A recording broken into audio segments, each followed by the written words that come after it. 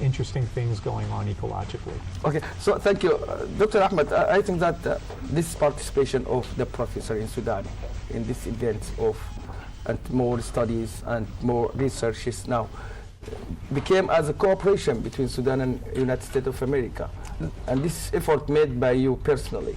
Well, tell me about this. Well, thank you very much. Actually, you brought great point, and let me tell you a little bit about our, historical intersection with Aaron. So I have been working with him as a PhD student since 2011, and with great support from him. I'm very, grateful to him for that great support during my PhD work and thesis. I finished my PhD in 2015, and then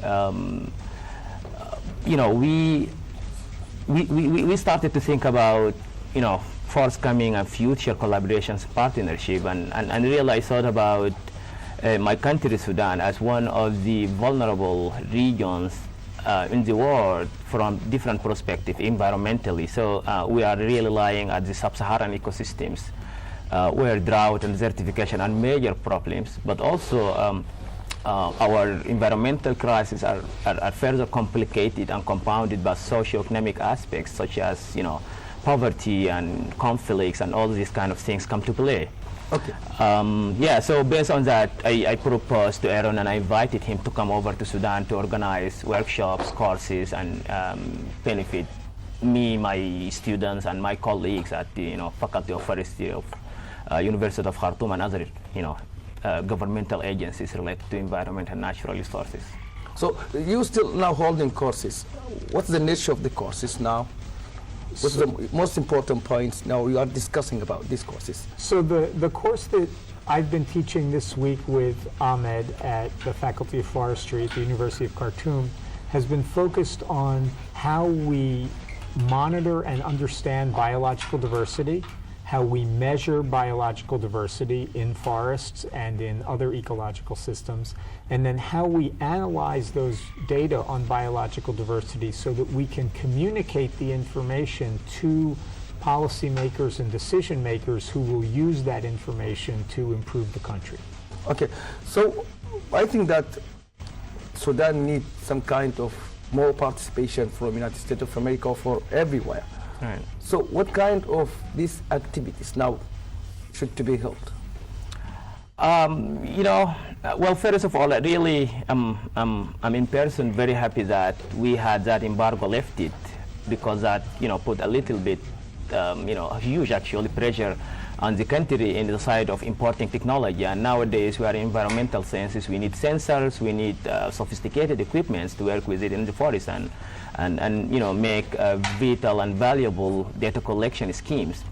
And so certainly we will benefit from the collaboration and partnership with United States partners by establishing new facilities, importing expensive and complex equipment such as towers and fluxes, to measure fluxes and air pollution stuff, but also acquiring more or high resolution satellite imagery that is are expensive, but also they have some restrictions of download just due to our internet system here. So that also I think could be one of the areas of collaboration and partnership with our partners in the United States. So Dr. Ahmed mentioned that lifting the sanctions is a very good thing at the coming days. What's going on and what's going to be in the coming days between the United States of America in terms of cooperation, in terms of forest, in terms of other things?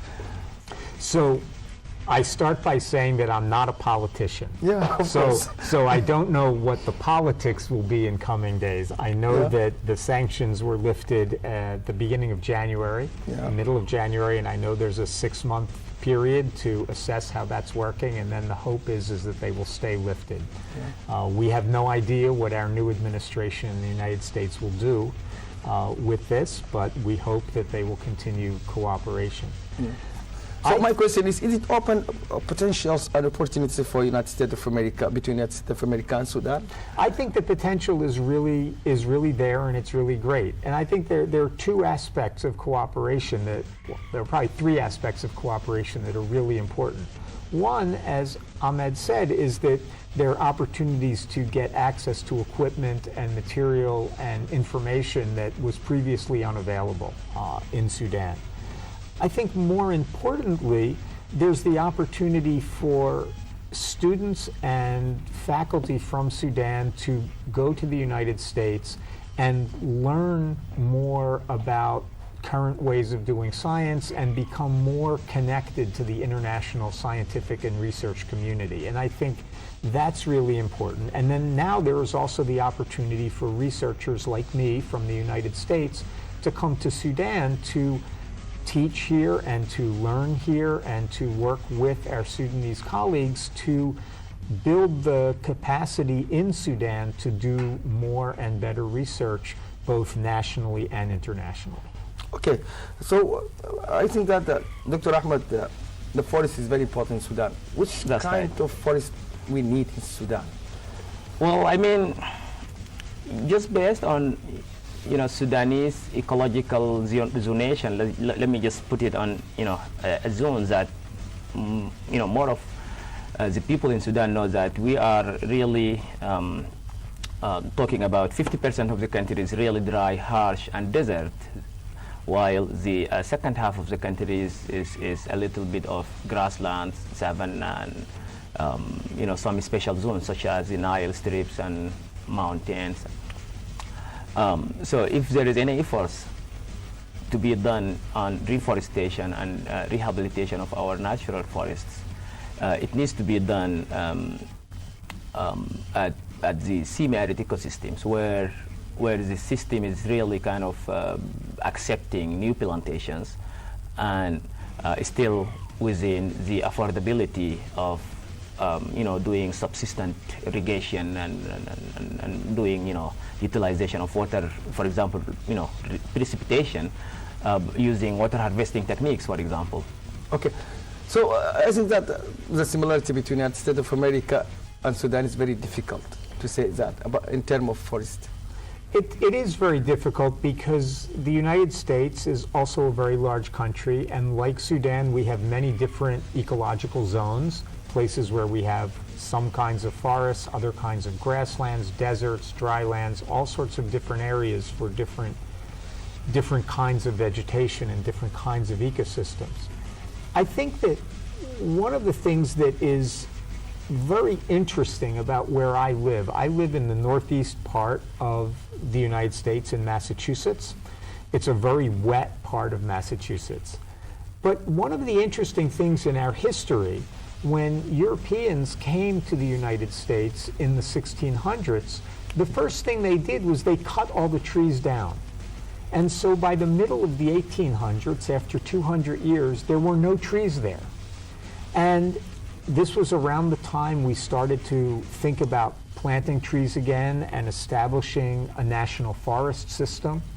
The Harvard Forest, where I work, was established to talk about and learn about planting trees.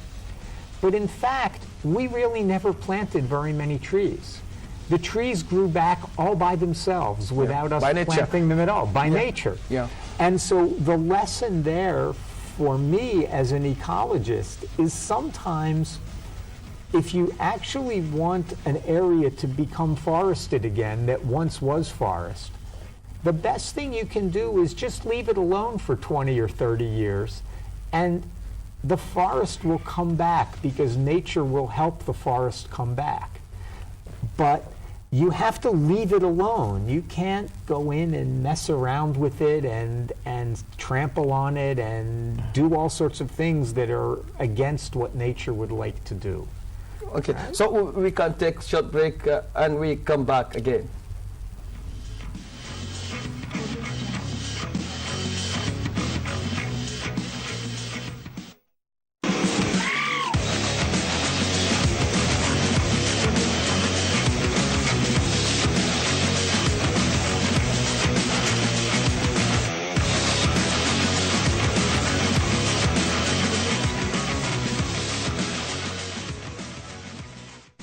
We come back before the break. We are talking about the forest with the Professor Aaron Ellison and with Dr. Ahmed. Thank you. Welcome with you again. Thank you. Let me continue. our discussion about the protection of the forest, Okay. whether in Sudan or in the United States of America. So whether Because we're- forest now being harmed by the people. forests, people use forests. People use forests for wood. They use it for fuel, to build things, for charcoal, all sorts of things. We use the leaves, we use the bark, we use the wood. For many, many years, for centuries, we have treated trees like anything else that is not human. We treat it as a resource for us to use. If we really want to conserve and protect and preserve these forests, these trees, we have to start treating them with respect like other organisms. Of course, there will be times where we have to harvest them, but we harvest with respect, recognizing that we are harvesting another living creature, not we're just harvesting something that is just there for us to use. And once we start respecting the trees as living beings, then we take care of them better. Just like when we respect our children, when we respect our grandparents, we treat them better than if they are just random people on the streets. Yeah, okay. So let me continue about the protection of the forest in Sudan, because you are doctor and you are professional in this term of protection. Sure. Is that for laws to be set or for raising awareness of the people? I mean, yes. So you really, I think you pinned on two important aspects here.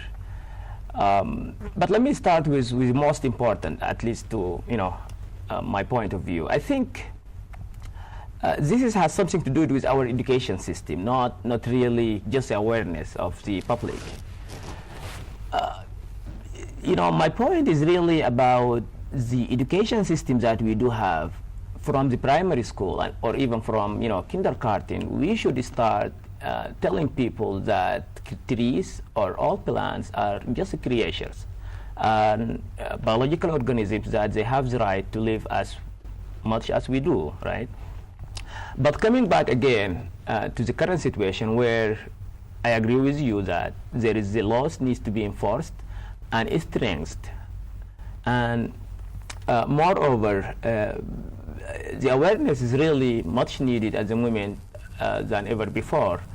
And here, I really, if there is anything to say, I should just blame the journalism, for example. Those are the people who are supposed to translate science and take these publications and findings that we do here or there in the United States or wherever in the country, in the globe, and send it to the people as sandwiches and messages, so that people can respect the forest ecosystems and not just think about it as resources, as just Aaron said. The other thing is that with regard to the awareness, we need also people to think about some helpful practices. Planting trees itself, it is not itself the goal. The goal is really, to facilitate life of others, organisms, right? Of course.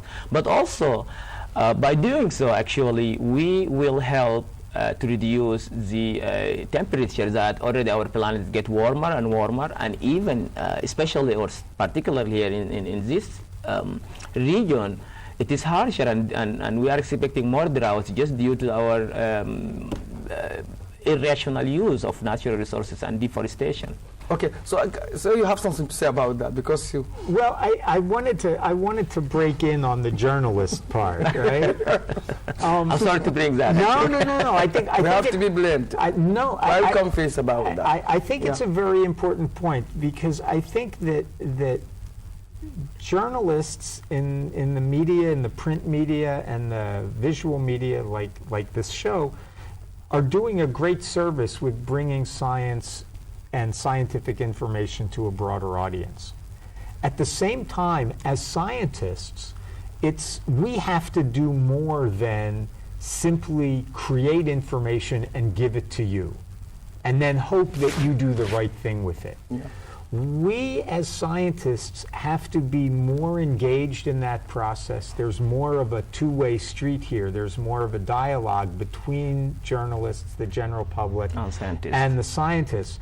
Scientists, we don't actually learn a lot about that. We don't forget the authorities. Yeah, of course, of course. Well, that is an important piece. And it's an important piece for scientists to think about becoming involved in the political process as well. Yeah. But scientists, we learn how to do science. We don't really learn how to talk to non-specialists. Yeah.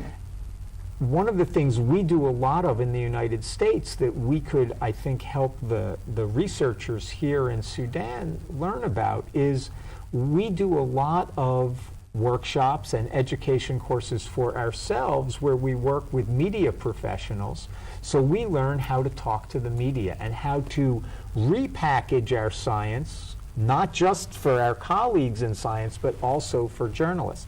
So in fact, our last day of our course here in Sudan, I'll be giving a presentation to our students about how to better communicate their science to much more diverse audiences. So it's not just writing a paper for a journal that only other scientists will read, but sometimes you write a newspaper article or a magazine article, or you come on wonderful TV shows like this one. Yeah, okay. So let me continue with you, because by the end we need a balance in the ecosystem. So this is a very important point to think about. And what I want you to think about, and I can run us out of time on this, right? But what I want you to think about is that when we talk to excuse me, when we talk to people who aren't scientists, people who aren't ecologists, and we say, look around you at the world, what's happening in the world? Most people will say, well, nature is out of balance, and people have somehow pushed it out of balance. As ecologists, as scientists who study the history of life on Earth, when we look at the data, when we look at the information that we gather from all of our different studies, the one thing we can say for certain is that nature has never been in balance. It is always changing. It is always different. Every day, it's a little bit different from what it was yesterday, and next year, it will be very different. Because we live a long time, as human beings, we live 70, 80, 90 years, those changes to us have in the past looked very slow. And so very slow changes to us look like it's sort of staying the same and staying in balance. What's happening now with climate change and with other impacts on the environments and the ecosystems is that that change is happening faster. It's happening within our lifetimes instead of across our lifetimes. So we notice it more, and we feel it more, and we worry about it more. If we look over the long span of history, over the billions of years of the planet, there are times where change is slow, times when change is fast. The one constant is there's always change. Right now, we're in a fast change time. It's uncomfortable. What we need to do and figure out is both how to live in a time of rapid change and maybe how to slow it down a little bit. But we're never going to stop it. So looking for balance is like chasing ghosts. Okay. We have many things to be discussed, but the time is running against us. I got a sign from control there. Thank you, Professor. Yeah, of course. Thank you, Professor Aaron Ellison, and thank you, Dr. Ahmed Ali, for being with me here. And thank you, dear viewers, for being with me in our program, Open Debate. Until we meet again, goodbye.